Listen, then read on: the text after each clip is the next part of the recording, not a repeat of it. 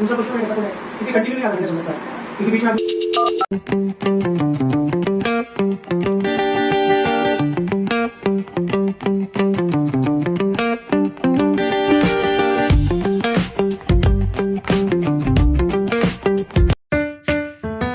जैसे अगर आप आगे राजनीति में रहते हैं, आप रहेंगे और किसी बड़े पद पर जाते हैं, आपको कोई पद का सम्मान मिलता है और आप अगर बाई चांस आप कोई काम नहीं कर पाते 2 साल के अंदर, तो क्या आप जनता को जवाब देंगे? देखिए, सब काम सभी संभव नहीं हो पाते, लेकिन आपके प्रयासों में कोई कमी नहीं होनी चाहिए। आप जब अपने मन से सैटिस्फाई हैं, तो फिर आपको किसी से जवाब देने में कोई संकोच नहीं है। कठिनाई वहाँ आती है जहाँ आप झूठ बोलते हैं, जहाँ आप बड़े सपने दिखाते हैं लेकिन सपनों के लिए कुछ करते नहीं हैं, जहाँ आप सपने तो दूसरों को दिखाते हो और पूरे अपने करते हो। कठिनाई तब आपको आती है। अगर मैं 2 साल मैंने कोई प्रोजेक्ट लिया, नहीं करा पाया और मेरे मन में यह है कि हमने कोई प्रयास में कमी नहीं की, तो मुझे किसी से नज़रें मिलाने में कोई संकोच नहीं होगा। लेकिन अगर मैं कहीं चोरी कर रहा हूँ कि मैं कह रहा हूँ मैं काम कराऊँगा और मैं नहीं करा पा रहा हूँ, तब मुझे नज़रें मिलाने में संकोच होगा, मुझे जवाब देने में कठिनाई महसूस होगी। एक राजनीति में सबसे बड़ा प्रश्न ये रहता है कि आप परिवारवाद करेंगे या योग्य व्यक्तियों को मौका देंगे? देखिए, ये कोई बात नहीं रही परिवारवाद की। योग्य, जिनका वास्तव में राजनीति के माध्यम से कुछ करने का जज़्बा हो, कोई हो। आप किसी परिवार में पैदा हो गए इसलिए आप राजनीति नहीं करेंगे, ये मैं नहीं मानता हूँ। सिर्फ़ परिवार के होने के नाते आप राजनीति में आ रहे हो, वो गलत है। लेकिन सिर्फ़ परिवार के कारण राजनीति कर रहे हैं, तो ये गलत है। इससे कई योग्य व्यक्तियों का अधिकार खत्म हो जाता है। फर्रुखाबाद की सबसे बड़ी ताकत उसकी सांस्कृतिक पूंजी, कल्चरल कैपिटल है। यह जिला सिर्फ एक सामान्य शहर नहीं, बल्कि इतिहास, धर्म, संगीत, हस्तशिल्प, नदी सभ्यता, कृषि, संस्कृति का एक अनोखा मिश्रण है। अगर सही विजन हो तो ये उत्तर प्रदेश के एक मजबूत सांस्कृतिक पर्यटन केंद्र बन सकता है।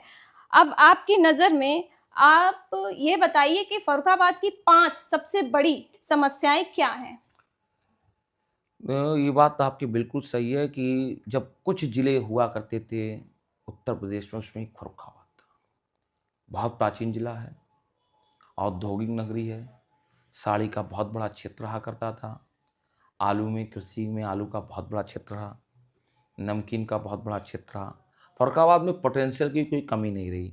कन्नौज अलग हो गया 98 में, नहीं तो इत्र का बहुत बड़ा हमारा क्षेत्र रहा करता था। बड़ा व्यवसाय यहाँ था, बड़ा राजस्व फर्रुखाबाद से प्राप्त होता था और उसके बाद कई ज़िले बने। ये बात यकीनन मुझे लगता है कम रही कि फर्रुखाबाद के साथ थोड़ा पक्षपात हो गया। फर्रुखाबाद उनके साथ नहीं खड़ा हो पाया जो फर्रुखाबाद से पहले से बाद में खड़े थे। मुझे याद है अ, मुझे लगता है शायद 91-92 की बात होगी या 93 की बात होगी, जब बड़े-बड़े शहरों में सिटी बसें नहीं चलती थी। आपको नहीं याद होगा, तब इस शहर में सिटी बस चलती थी, जो लोकल बसें होती थीं। तो आप दिल्ली, कानपुर जाते हो, लोकल ट्रैवल करते हो, तो हमारे यहाँ टाउन हॉल से फतेहगढ़ डीएन कॉलेज तक बसें जाती थीं। जब बड़े-बड़े शहरों में डिवाइडर नहीं हुआ करते थे, बड़े-बड़े शहरों में, तो हमारे सड़कों पे जो आप मेन रोड गुड़गाँव देवी से आप आते हो फतेहगढ़ के लिए, तो दोनों तरफ डिवाइडर बने हुए थे। ये दुर्भाग्य रहा हम कुछ पीछे हो गए हैं, लेकिन ऐसा नहीं है कि हम उसके लिए प्रयास नहीं कर रहे हैं। हम फर्रुखाबाद को अपनी श्रेष्ठ पहचान बनाने के लिए सब कुछ करेंगे। ये मेरी जन्मभूमि है और जो जन्मभूमि का नहीं वो किसी काम का नहीं। अपनी जन्मभूमि के लिए जो कर सकते हैं और जिनको भी मौका मिला, उन सबको करना चाहिए। लोकसभा में बीजेपी का प्रतिनिधित्व फर्रुखाबाद 2014 से है, विधानसभा में बीजेपी का प्रतिनिधित्व फर्रुखाबाद में 2017 से है। प्रेजेंट टाइम में फर्रुखाबाद में 4 विधायक, 1 सांसद, सभी पद बीजेपी के पास है। फिर भी फर्रुखाबाद से विकास गायब क्यों है? आप फर्क देखिए, भारतीय जनता पार्टी के सरकार में आप एक क्षेत्र से विकास नहीं ले सकते। आप समग्र विकास की बात करें, तो 2014 से पहले जो था, जिसका लाभ पूरे देश को मिला, वो मेरे फर्रुखाबाद को भी मिला है। अभी फर्रुखाबाद में माननीय योगी जी की सरकार ने हमारे यहाँ लिंक एक्सप्रेसवे दे दिया। ये हमारे लिए बड़ा सौभाग्य की बात है। 1000 करोड़ का प्रोजेक्ट हमारे यहाँ दिया। गंगा एक्सप्रेस गया, लेकिन उसके बदले हमें बहुत अच्छा प्रोजेक्ट मिला, जो हमारे 3-3 एक्सप्रेसवे को जोड़ता है। देखिए, इसको समझना पड़ेगा। एक्सप्रेसवे कहीं ऐसे आस-पास से नहीं निकलता, आपके घर की ओर से नहीं निकलता। कन्नौज में भी आप जाएँगे तो किसी के कई-कई कन्नौज के क्षेत्र से 30-30, 40-40 किलोमीटर दूर एक्सप्रेसवे होते हैं। हमारे यहाँ जो एक्सप्रेसवे की डिमांड है गंगा एक्सप्रेस वो मुझे लगा हमारे यहाँ जाना दुखद है। टेक्निकल उसकी बहुत सारी वजह हैं, हमारे सांसद जी ने भी बताया है, तमाम लोगों मुख्यमंत्री ने उसको बहुत संज्ञान लिया। और मुझे याद है मैं उस समय जिला अध्यक्ष था, मुख्यमंत्री जी अपने मंच से कह गए थे कि फर्रुखाबाद को मैं एक लिंक एक्सप्रेस देने की घोषणा करता हूँ। और उस लिंक एक्सप्रेस से आप देखिए Lucknow express way, Lucknow Agra, Bundelkhand express way, Ganga express way और तीसरा हमारा लिंक, 4 एक्सप्रेस वे को कनेक्ट करने वाला आपका आसपास के जिलों में अकेला ही जिला ही होगा, जो 4 जिलों को पूरा कनेक्ट, 4 एक्सप्रेस वे को पूरा कनेक्ट करेगा। तो ऐसा नहीं है, लेकिन हाँ, अभी संभावनाएं बहुत ज़्यादा हैं यहाँ पर काम करने की, क्योंकि जो फर्रुखाबाद की विरासत है, फर्रुखाबाद की कल्चर है, जो फर्रुखाबाद का पहले औद्योगिक घराना था, उसको फिर से वापस लाना है। अभी इसमें बहुत सारा काम किया जाना बाकी है और हम फर्रुखाबाद की जनता ने लिंक एक्सप्रेसवे के लिए इसलिए भी नाराजगी दिखाई थी कि अगर फर्रुखाबाद से निकलता तो उसके आसपास बहुत से मॉल होते, शॉपिंग मॉल होते, सर्विस सेंटर खुलते, इस वजह से उन लोगों को ज़्यादा नाराजगी है। देखिए हर आदमी को लगता है कि हमारे यहाँ से बड़े अच्छे रोड जाएँ, हर आदमी चाहता है कि इंफ्रास्ट्रक्चर हमारे यहाँ का बड़ा मजबूत हो और वो गया, लेकिन मुझे लगता है उससे ज़्यादा मुझे बड़ा मिला है। एक बहुत छोटा हिस्सा गंगा एक्सप्रेसवे का फर्रुखाबाद से गुजरता, आज हमारा एक बड़ा हिस्सा लिंक एक्सप्रेसवे का फर्रुखाबाद से गुजर रहा है, चारों विधानसभाओं को टच कर रहा है। हमारा लिंक एक्सप्रेसवे चारों विधानसभाओं को टच कर रहा है और वो गंगा एक्सप्रेसवे चारों विधानसभाओं को टच नहीं करता। जो हमारा वर्तमान लिंक एक्सप्रेसवे जो उसकी डीपीआर बनी है, वो आपकी सभी विधानसभाओं को टच करते हुए जा रहा है, तो बहुत बड़ा लिंक एक्सप्रेस मिला उस गंगा एक्सप्रेस से ज़्यादा। हाल ही में सांसद मुकेश राजपूत जी 5 जनवरी को मुख्यमंत्री योगी आदित्यनाथ जी से मिले थे, जिसमें कि मुख्य 5 बिंदुओं पर उन्होंने अपना ध्यान केंद्रित किया था, जिसमें कि एक पर्यटन और मनोरंजन के लिए चिड़ियाघर की स्थापना करने का प्रस्ताव रखा। हाँ, वो बहुत प्रयास कर रहे हैं, सांसद जी जितना कर सकते हैं और लगातार केंद्र में भी, प्रदेश में भी मिलते रहते हैं इसलिए, और उसका कहीं न कहीं सरकार ने संज्ञान लिया है। एक बड़ा एरिया हमारा उधर पड़ा हुआ है, जहाँ पर हम इस प्रकार का एक ज़ू बना सकते हैं। परंतु एक सच ये भी है कि फर्रुखाबाद में पहले से ही एक चिड़ियाघर है, हिरन पार्क, जो कि 1990 में खोला गया था। इसका ठीक से रखरखाव ना होने के कारण सभी पशु यहाँ से ट्रांसपोर्ट कर दिए गए थे। आपको लगता है कि इसमें गलती किसकी रही होगी, और अगर दोबारा अगर यहाँ पर चिड़ियाघर बनता है तो क्या वो लंबे समय तक चल पाएगा? रहा, मैं बताता हूँ आपसे, मैंने कहा था फर्रुखाबाद में बहुत सारी चीज़ें बहुत पहले हुआ करती थी। कहीं पटेल पार्क हमारे यहाँ बहुत पहले का बना हुआ है, तब वहाँ वो लाइटें चलती थी जो आज हम लोग देखते हैं, उस लाइट को क्या बोलते हैं? Laser light. उस समय मुझे याद है मैं अपने घर की छतों पर गर्मियों में सोता था और लेज़र लाइट दिखा करती थी मुझे, वहाँ पे कार्यक्रम हुआ करते थे, जब आस-पास के कहीं शहरों में ऐसे पार्क नहीं जी, थे। वही मेरा सवाल है कि था अगर दोबारा अब ये वो बनता है बिल्कुल यही हमारा काम है कि जो बना है उसको सहेज के रखना, उसको लंबे समय तक आने वाली पीढ़ियों को समर्पित करना, ये हम सबको करना पड़ेगा। सरकार करेगी, करेगी, लेकिन आम नागरिक भी इसमें अपनी सहभागिता निभाएगा। क्योंकि उस समय भी अगर उस चिड़ियाघर में ध्यान दिया जाता तो दूर-दूर से लोग, जैसे यहाँ से हम लोग कानपुर जाते हैं चिड़ियाघर घूमने के लिए, तो आसपास के क्षेत्र के लोग हमारे यहाँ पर भी घूमने बिल्कुल, आते। बिल्कुल। और जहाँ तक है यहाँ पर जो रहे हैं जनप्रतिनिधि, वहाँ कहीं न कहीं उन लोगों की गलती है कि उसका रखरखाव नहीं कर पाए हैं। देखिए, सभी का प्रयास ज़रूरी होता है और नहीं रह पाए, तो इसमें कहीं न कहीं ऐसा नहीं कोई एक व्यक्ति ज़िम्मेदार होता है। एक व्यवस्था का जब कोई चीज़ सार्वजनिक होती है, उसमें व्यवस्था के तमाम पक्ष ज़िम्मेदार होते हैं। नहीं होना चाहिए था। अब चूँकि वो गलतियाँ हुई कुछ पूर्व की सरकारों में, अब इस वर्तमान सरकार इस चीज़ का विशेष ध्यान रखेगी कि कोई भी अगर ऐसी चीज़ बनती है, तो उसका पूरी तरीके से समुचित ध्यान रखा जाए। जरोदरी ब्लॉक प्रिंटिंग 360 रजिस्टर्ड हैं यहाँ फर्रुखाबाद के, लगभग 17वीं सदी से चली आ रही है, जो कि देश विदेश में खूब प्रसिद्ध है, जिसका जीता जागता उदाहरण लंदन का विक्टोरिया एंड अल्बर्ट म्यूजियम है, जिसमें कि ट्री ऑफ लाइफ का पर्दा है, जो हमारे कारीगर का आज भी वहाँ पर लगा हुआ है। परंतु दुर्भाग्य से जो कि पीढ़ी दर पीढ़ी जरोदरी और ब्लॉक प्रिंटिंग का काम चलता आ रहा था, यहाँ से जो कारीगर हैं पलायन कर रहे हैं महाशहर जयपुर जैसे, क्योंकि यहाँ पर कोई भी बड़ी इंडस्ट्री नहीं है। इसमें आपका क्या कहना है? है, बिल्कुल मैं पलायन को सबसे खराब मानता हूँ। किसी भी शहर में, किसी भी राज्य से अगर पलायन होता है युवाओं का और वहाँ के क्षमतावान कारीगरों का, तो ये एक राज्य शहर के लिए बहुत दुर्भाग्यजनक है। इस पलायन को रोकने के लिए सरकार इसीलिए योजना लगाई, खिमसेपुर में इंडस्ट्रियल पार्क उन्होंने किया है और तमाम बढ़ चुकी लिंक एक्सप्रेसवे बन जाएगा, तो हमारा कनेक्टिविटी आसपास के सभी एरियाओं से होगी। तो हमें लगता है कि वो जो रोज़गार हमने खोए थे, वो रोज़गार वापस आएँगे फर्रुखाबाद अपनी फिर पुरानी विरासत, पूरी पुरानी समृद्धशाली इतिहास को प्राप्त करेगा।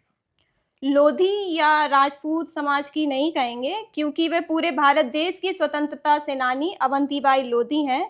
लोधी समाज का इसलिए बोलना पड़ रहा है क्योंकि हमारे फर्रुखाबाद में उनकी मूर्ति लगाने का प्रस्ताव स्वयं सांसद जी द्वारा दिया गया था, जिसके बाद विक्रम सिंह लोधी द्वारा खुद अपने खर्चे पर उन्होंने मूर्ति बनवाई। आज लगभग 1.5 साल हो गया है। वहां पर एक बेबर में एक मकान है जहां पर वो मूर्ति खड़ी हुई है, और लोधी समाज के द्वारा ही केवल आवाज उठाई जा रही कि वो मूर्ति लगवाई जाए, जबकि पूरे फर्रुखाबाद क्षेत्र के द्वारा ये आवाज उठानी जानी, लेकिन आवाज उठाने जैसा कुछ है नहीं, क्योंकि वे एक हमारी स्वतंत्रता सेनानी है, पूरे भारत देश के लिए वो लड़ी हैं। तो ऐसा क्यों हो रहा है कि आज तक उनकी मूर्ति नहीं लग पाई है? देखो, पहली बात तो ये है कि ये कहना गलत है कि महारानी अवंतीबाई की आवाज़ कोई समाज उठा रहा है। वो जो हमारे सांसद वो सभी के सांसद हैं, तो आप उन्हें किसी समाज से संबोधित करेंगे तो अन्याय होगा। वो उसके लिए प्रयासरत हैं, पूरी पार्टी प्रयासरत है। स्वयं महाराज योगी आदित्यनाथ जी, हमारे जो उत्तर प्रदेश यशस्वी मुख्यमंत्री जी हैं, वो भी इस बात को चाहते हैं कि जो महापुरुष हैं उन सबको पूरा यथोचित सम्मान मिले। और महापुरुषों को किसी जात से बांट के देखना ये अंग्रेजों का काम था, हमारा काम नहीं था। वो हमको बांटते थे। महापुरुष महापुरुष हैं। महारानी अहिल्याबाई होलकर हम सबकी प्रेरणा स्रोत रही, महान क्रांतिकारी रही, अंग्रेजों से लड़ी हैं। वो किसी एक समाज के लिए कैसे हो सकती है? उन समाज में उन्होंने जन्म लिया, उन्होंने लेकिन करा सभी समाज के लिए है। तो हम सब के लिए उतनी ही पूजनीय है जितनी हमारे लिए अन्य जो फ्रीडम फाइटर हैं, अन्य जो स्वतंत्रता संग्राम सेनानी हैं, हम उनका उतना ही सम्मान करते हैं। और हम चाहते भी यही हैं। हम अक्सर अपने लोगों से भी कहते हैं कि दुर्भाग्य है जब कोई क्रांतिकारी के लोग पोस्ट डालते हैं तो उनका फला पोस्ट है तो उनके समाज के ही लोग डाल रहे हैं। उसमें समाज के सभी को बढ़ चढ़ के आना किसी भी चाहिए। स्वतंत्रता विकास सेनानी की को सबसे बड़ी कमजोरी वो पकड़ लेता है कि लोग जातियों में बटे। हमें जातियों में बंटना नहीं, हमें कुछ संगठित होना है। इसकी पहल तो आम नागरिक करेगा। अगर आज महारानी अवंतीबाई की प्रतिमा लग रही है, महारानी अवंतीबाई की जयंती है, पुण्यतिथि है, सब डालें उसमें। सिर्फ राजनीतिक नहीं, गैर राजनीतिक लोग भी सोशल मीडिया पर जो एक्टिव रहते हैं उनको भी उनकी प्रतिमा उसमें डाल। तो आप देखिए समाज में अपने आप एक एकता आएगी। और इस सभी के लिए करना, चाहे हमारी महारानी अहिल्याबाई होलकर जी का कार्यक्रम हो, चाहे ज्योतिबा फुले जी का कार्यक्रम हो, चाहे महात्मा गांधी जी का कार्यक्रम हो, किसी का हो, कोई महान पुरुष जातियों में नहीं बटा। जातियों में बांटकर कुछ लोग अपना फायदा लेते हैं। वो हमारे लिए प्रेरणा स्रोत हैं। उन्होंने हमारे समाज के लिए, हमारे देश के लिए बहुत कुछ किया है। उनको किसी एक जगह बांधकर हम बहुत बड़ा अन्याय आने वाली पीढ़ियों के साथ कर रहे हैं। हमें आने वाली पीढ़ियों को जात की राजनीति नहीं करानी है, विकास की राजनीति करानी है। कैसे हम विकास के साथ चलें, कैसे नई पीढ़ी को उसके सपनों को जीने के पंख दें कि वो नए तरीके से काम करें। आज जब हम टेक्नोलॉजी में देखते हैं दुनिया के अन्य देश बहुत आगे हैं, अपने इंडिया में देखते हैं हमारे बहुत शहर हमसे बहुत आगे हैं। हम उस आगे कैसे बढ़ें, उस गति में कैसे आएँ, तो उसमें जात ही हमारी बहुत बड़ी बाधा है। और इसको हम सबको रोकना पड़ेगा कि नेताओं की मजबूरी हो जाए कि वो जात के आधार पर उनका मूल्यांकन नहीं करें। बंगाल से अभी होकर भी आए हैं। मैंने देखा कि 45 दिन आप वहां पर रहे थे। 45 दिन नहीं, 75 दिन, 75 दिन रहे, हाँ। 75वें दिन वापस आए हैं। और उसकी बहुत बहुत शुभकामनाएं बंगाल में धन्यवाद। जीतने की। तो मेरे जैसे और भी लोगों का एक सवाल है जो सबके दिमाग में खटक रहा है कि जैसे कि कोई भी अगर रेप पीड़िता है और अगर उसको न्याय चाहिए तो उसे कानून की जरूरत ना होकर क्या सत्ता की जरूरत ही है? नहीं, ऐसा नहीं है सर। कानून बनाने का काम संसद करती है, कानून इम्प्लीमेंट करने का कानून विधि करते हैं, अदालतें करती हैं, पुलिस करती है, और हर जगह हो रहा है। लेकिन कुछ जगह इसको भी जात के आधार पे देखा जाता है। रेपिस्ट की जात देखी जाती है, रेपिस्ट का धर्म देखा जाता है, और यही हमारे समाज को बांटने के लोग इसके अलग अलग खड़े हो जाते हैं। अब जिस रेपिस्ट के जैसे जो रेपिस्ट है वो फला धर्म से है तो उसके पक्ष में लोग खड़े हुए, कितनी खराब बात है। एक बेटी के साथ किसी प्रकार का न्याय अत्याचार हो, अगर उसके अत्याचार करने वाले को कोई समाज, कोई धर्म समर्थन करने लगे, ये समाज की कितनी घातक बात है। वो बेटी किसी की हो सकती है, किसी धर्म की हो सकती है, किसी जात की हो सकती है। उसके साथ अन्याय हुआ, सबकी आवाज़ एक साथ आनी चाहिए। लेकिन पूर्व में कुछ राजनीतिक दलों ने किया। मैंने अभी बंगाल में गया, बंगाल में जो अभया कांड हुआ है, रेप जो आर्जिकर कांड हुआ, उसमें बेटी के साथ अभी तक उसकी माँ ने बाल नहीं बांधे। जब तक हम अपने जो मेरी बेटी के हत्यारे हैं, जब तक उनको हम सज़ा नहीं दिला देंगे, आपको शायद जानकारी है कि नहीं है, जो आर्जिकर अभया जिसको बोलते हैं, उसकी माँ ने आज तक बाल नहीं बांधे हैं, ना बालों में कंघा किया, ना बालों पर कुछ भी नहीं। उसका ये शपथ, उसको ये शपथ क्यों लेनी पड़ी? क्योंकि सरकार वहाँ पे जो लोग उसमें शामिल थे उनको सज़ा दिलवाना नहीं चाहती थी, क्योंकि उनसे उस वोट बैंक का खतरा था। वो गलतफहमी में थे रेपिस्ट किसी का वोट बैंक नहीं हो सकता है। उसके साथ समाज में जो क्रूरतम होना चाहिए वो होना चाहिए और सबको उसके पीछे खड़ा होना चाहिए। तो यही वहाँ की इस सरकार ने गलती की, वो रेपिस्ट के साथ खड़ी हो गई, उस कमज़ोर माँ के साथ नहीं खड़ी हुई जिस माँ ने अपनी बेटी के लिए क्या कुछ नहीं किया होगा, एक डॉक्टर बनाने के क्या सपने नहीं देखे होंगे, कितने सपने उसने अपने खत्म कर लिए होंगे अपनी बेटी के सपने को बनाने के लिए, और अचानक कुछ क्षणों में वो सपना टूट जाए और उस टूटने के बाद उसे कितना दुख होता है कि उस बेटी को जिन लोगों ने उसके सपने तोड़े, जिन लोगों ने ऐसा कुकृत्य किया, उसको बचाने का काम अगर वहाँ की सरकार करेगी तो वो माँ कहाँ जाएगी। ये बहुत बड़ा आक्रोश था पश्चिम बंगाल की जनता में कि अब यहाँ की माँ पुलिस से न्याय मांगेगी, पुलिस न्याय नहीं करेगी, सरकार से न्याय मांगेगी, सरकार न्याय नहीं करेगी तो कौन न्याय करेगा। तो जनता ने न्याय वहाँ कर दिया, आज जनता ने उनको वो दे दिया। आज जब उनको पूरा न्याय मिलेगा, उन दोषियों को फांसी चढ़ते देखेंगे तो पूरा पश्चिम बंगाल नहीं पूरी भारत की जनता खुश होगी और वो अपने बाल बांधेगी, अपने बालों को सही तरीके से करेगी, जो उसने शपथ दी वो शपथ पूरी होगी।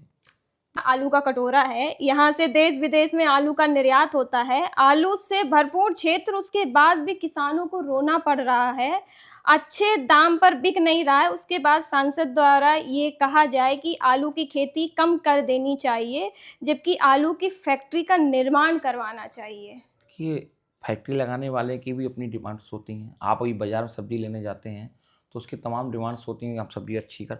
तो यहाँ का जो आलू जो भी रहा हो, चूँकि यहाँ का आलू उत्पादक ज़िला है ये, और यहाँ के किसानों ने आलू के कारण पूरे फर्रुखाबाद की पहचान दुनिया से कराई है। इस पहचान को हमें खोना नहीं चाहिए। लेकिन प्रकृति का नियम है परिवर्तन। हमें दिन प्रतिदिन नए प्रयोग करके नई चीज़ों को, जो लोगों की डिमांड्स हैं उनको भी लाना चाहिए, हमारी खूबी होनी चाहिए।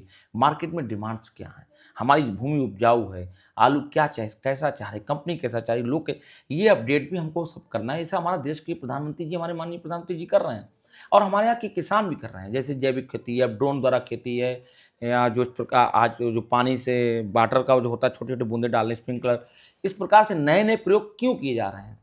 कम यूरिया का इस्तेमाल हो, कम खाद का इस्तेमाल हो, इस सरकार ये ठीक है, इसमें थोड़ा समय लग रहा है, लेकिन हाँ अब किसान पूरी तरीके से सजग हो गया है। वो अपनी ज़मीन की रक्षा करने के लिए पूरी तरह की ज़्यादा खाद, ज़्यादा यूरिया हमारी ज़मीन को खा जाएगी। जैसे हम बहुत ज़्यादा चिकना खाएंगे, तला खाएंगे तो हमारे पेट को ख़त्म कर देगा।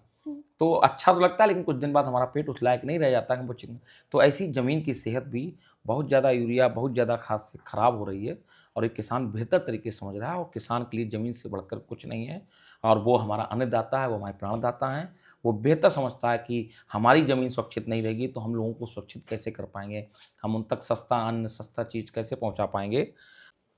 बहुत बहुत धन्यवाद। आपने अपने अनुभव, संघर्ष और राजनीति यात्रा के बारे में बताया, आपने अपने बारे में बताया, हमारे फर्रुखाबाद के विकास के बारे में बताया और जनता के भी सवालों का जवाब दिया है, जो वो बेहद लंबे समय से चाहती थी कि कोई उनके सवालों का जवाब दे, जो आपने दिया है। और मुझे लगता है कि उन लोगों ने भी, आप लोग देखेंगे तो आप लोग कुछ सीखेंगे भी और जानेंगे भी, और इन पर गौर भी करेंगे। और जो हमारे बाकी के और भी नेता हैं, मैं चाहती हूँ कि अगर आपके भी इन सवालों पे जो मैंने किए हैं, जो जनता के द्वारा दिए गए, उन पर भी अगर आपकी कोई टिप्पणी है तो ज़रूर दें। और अभी आप अगर कुछ बोलना चाहते हैं। नहीं, बस धन्यवाद आपका। और मुझे अच्छा लगता है कि बेटी एक किसी पॉडकास्ट को इंटरव्यू करती है, आज बेटियां किस क्षेत्र में काम नहीं कर रही हैं। ये मोदी जी ने जो बेटियों को ताकत दी, मैं माननीय प्रधानमंत्री जी को इस बात के लिए नमन करता हूँ। हर क्षेत्र में उन्होंने कहा बेटी आगे होनी चाहिए। उन्होंने कहा भारत 2047 तभी आगे बढ़ेगा जब हम आधी आबादी को छोड़कर चल रहे हैं। उस आधी आबादी को पहले लाके खड़ा करना है, उसकी योग्यता को पहचानना, उसकी योग्यता को स्थान दिलाना है। हर वह काम जो पुरुष समाज करता था वो बेटी भी कर सकती है, बशर्ते उसको स्थान देने की ज़रूरत है। और ये प्रयास किया है माननीय प्रधानमंत्री जी ने। तो आज मैं देख रहा हूँ बेटियाँ अपने क्षेत्र में, हर क्षेत्र में हो रही हैं। आप कितने आसानी से हमारा पॉडकास्ट ले रही हैं। ये पहले आज से कुछ साल पहले ये संभव नहीं था, बेटियों को इन क्षेत्रों से दूर रखा जाता था, लेकिन अब बेटियां इन क्षेत्रों में आगे हैं। मेरी शुभकामनाएं तुम्हारे लिए भी हैं। धन्यवाद। यकीनन आप अच्छी इन्फ्लुएंसर हैं, मुझे लोगों ने बताया है। आप